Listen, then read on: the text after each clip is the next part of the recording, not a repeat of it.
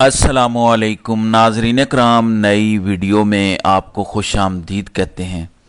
हमारी इस्टेब्लिशमेंट, हमारी फ़ौज ने मुल्क पर मुकम्मल टेक ओवर कर लिया है। इस बात की तस्दीक अब अमेरिका से भी आई है। अमरीकी थिंक टैंक इस हवाले से क्या कहते हैं, अहम तफसीलात इस वीडियो में बयान करूँगा। दूसरी जानिब डेडलाइन गुजर चुकी लेकिन इस्टेब्लिशमेंट टस से मस नहीं हुई। खान और फौजी अदालतों में अपील का हक देने के हवाले से मामलात क्या चल रहे हैं। एक ऐसा नुक्ता पाया जाता है जिसके तहत हमारी इस्टेब्लिशमेंट फौजी अदालतों से सजा याफ्ता मुजरिमों को अपील का हक नहीं दे रही, उस पर भी बात करेंगे। इसके अलावा 28वीं आईनी तरमीम की तारीख सामने आ चुकी है। इस्टेब्लिशमेंट अगले चंद माह में क्या करने का इरादा रखती है, इस पर भी इस वीडियो के आखिर में बात करेंगे।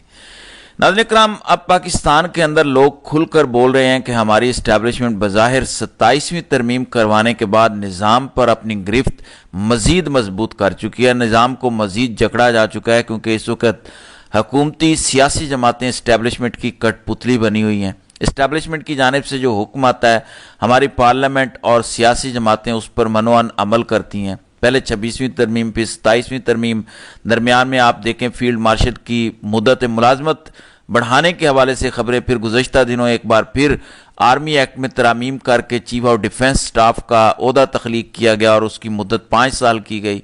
पाकिस्तान के अंदर PTI हो या तहरीक तहफ़्फ़ुज़ यानी पाकिस्तान हो, ये सियासी जमातें तो इस पर खुलकर बोल रही हैं, आवाज़ उठा रही हैं। सिविल सोसाइटी बोल रही है, वकला बिरादरी, बड़े तगड़े वकला खुलकर बोल रहे हैं। सुप्रीम कोर्ट में दरखास्तें भी दायर हो रही हैं और ये सब कुछ करने का वाहिद मकसद यही है कि पाकिस्तान के अंदर 27वीं तरमीम के बाद जो तबाही और बर्बादी का सिलसिला शुरू हुआ है उसे किसी तरह रोका जाए। अब पाकिस्तान के अंदर तो आवाज़ उठी रही थी, अमेरिका से भी इस बात की बाकायदा तस्दीक हो चुकी है कि पाकिस्तान में मिलिट्री इस्टेब्लिशमेंट यानी फौज ने मुकम्मल तौर पर टेक ओवर कर लिया है। 27वीं तरमीम और उसके तनाजुर में होने वाली कानून साजी के बाद ये मामलात मुकम्मल खुल चुके हैं। खबर है BBC की जानिब से अमरीकी थिंक टैंक का हवाला देते हुए जो खबर शेयर की गई है, खबर है कि कैरोलिन डेविस की जानिब से ये खबर है। उनकी जानिब से कहा गया कि पाकिस्तान के पार्लियामान ने फौज के सरबराह फील्ड मार्शल आसिम मुनीर को नए इख्तियारात और उम्र भर के लिए गिरफ्तारी और मुकदमात से इस्तिस्ना देने की मंजूरी दे दी है। नाक़दीन के मुताबिक ये कदम खुद इख्तियारियत या शख्सी हुकूमत की जानिब पेशरफ्त है, यानी खुद को बाइख्तियार बनाना।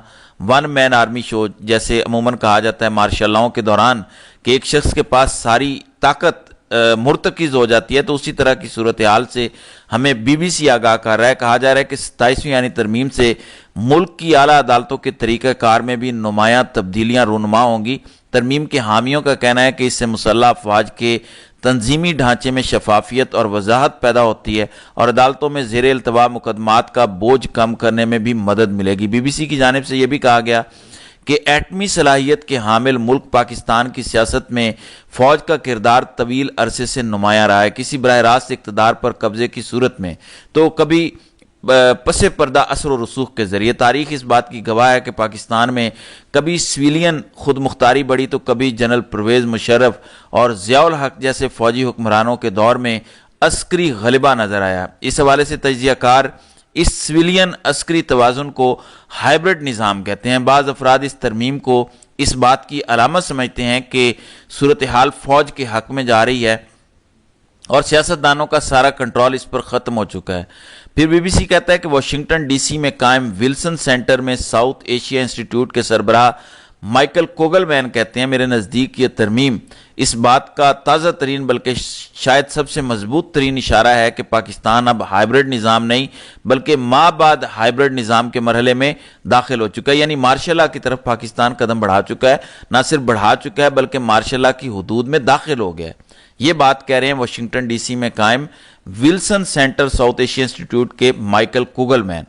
आगे वो कहते हैं कि हम एक ऐसी सूरत हाल देख रहे हैं जहां सिविल और फौज के दरमियान ताकत का तवाज़ुन अपनी हद से बढ़ चुका है, यानी इस्टेब्लिशमेंट अपने इख्तियारात बढ़ा चुकी है जबकि दूसरी जानिब सियासतदानों के पास इख्तियारात कम हुए हैं। ख़ास तौर पर तरमीम के बाद जो मंजूरी हुई है उसमें अब बहरिया और फ़िज़ाइया की कमान की निगरानी भी फील्ड मार्शल के हवाले कर दी गई है और फील्ड मार्शल का ओहदा और वर्दी ताहयात होगी। रिटायरमेंट के बाद भी उन्हें जिम्मेदारियां सौंपी जाएगी जो सदर और वज़ीर आज़म के मशवरे से तय होंगी। یہ توقع کی جا رہی ہے کہ ان سے انہیں پوری زندگی بھر عوامی امور میں نمایاں کردار حاصل ہوگا. تو یہ صورتحال امریکی تھنک ٹینک بنا رہے ہیں. یہاں سے آپ اندازہ لگا سکتے ہیں کہ پاکستان میں حالات کتنے زیادہ خرابی اور بگاڑ کی طرف جا رہے ہیں.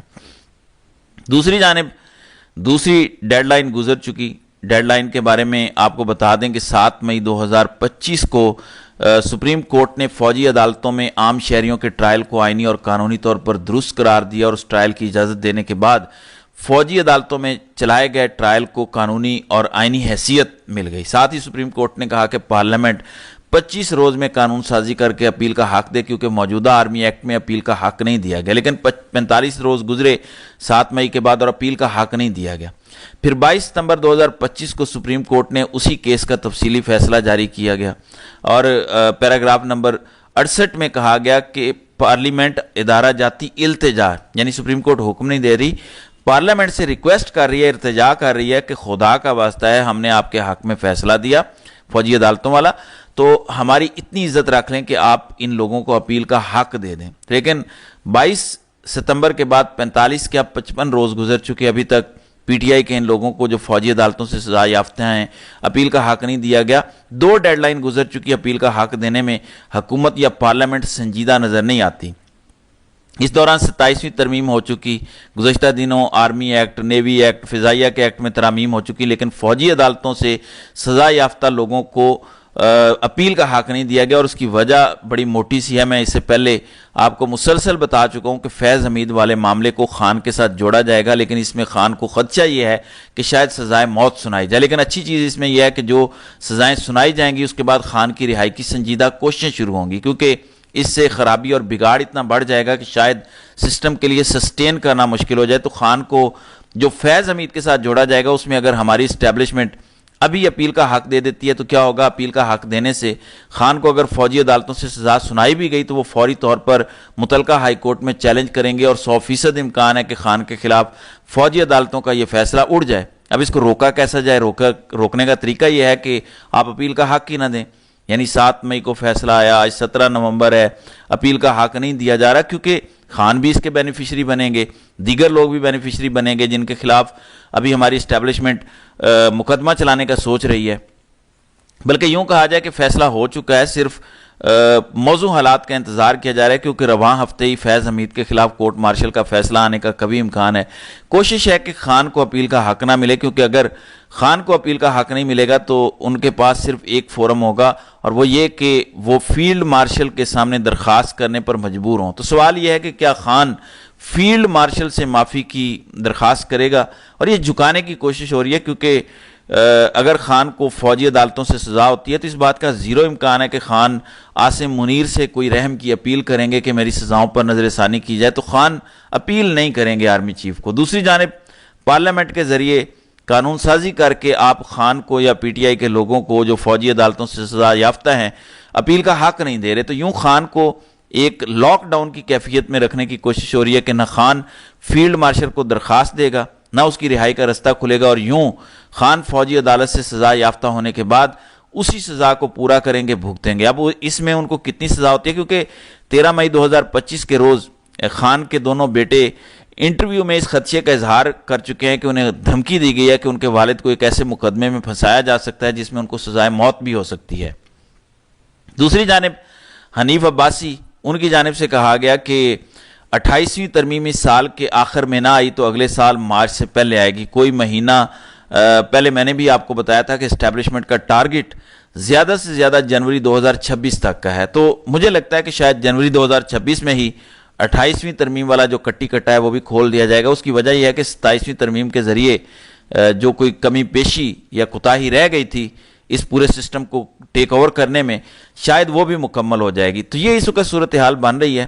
حنیف عباسی نے کیا کہا ہے یہ ذرا ان کا کلپ ملاحظہ کریں. 28ویں ترمیم کب تک آ رہی ہے؟ دیکھیں جب یہ آئین بنا تھا نا 7 سال تو اس وقت قدغن نہیں لگی تھی کہ اس میں امینڈمنٹ نہیں آ سکتی. اس وقت سے لے کر اب تک 27ویں آ گئی ہے. تو میں نے تو 10 دن پہلے بھی کہا تھا, 15 دن پہلے بھی کہا تھا, 27ویں آئی ہے. 26ویں کے بعد آپ کو یاد ہے کہ ہم کہتے تھے 27ویں نہیں آئے گی, تو 27ویں کے بعد 28ویں بھی آ جائے گی. اس سال کے اینڈ میں نہ آئی تو اگلے سال کے مارچ سے پہلے آ جائے گی. یہ صورتحال ہے اس طرح سے سسٹم کو مکمل طور پر ایک شخص نے کنٹرول کر لیا ہے. اب یہ کنٹرول کس حد تک مضبوط رہے گا, کہاں تک رہے گا, اور آنے والے دنوں میں کیا ہو سکتا ہے, ظاہر ہے اس کے لیے تھوڑا انتظار کرنا پڑے گا. تو ناظرین کرام, آپ کی اس ویڈیو کے حوالے سے کیا رائے ہے؟ آپ اپنی رائے کا اظہار کامنٹ سیکشن میں ضرور کیجیے گا.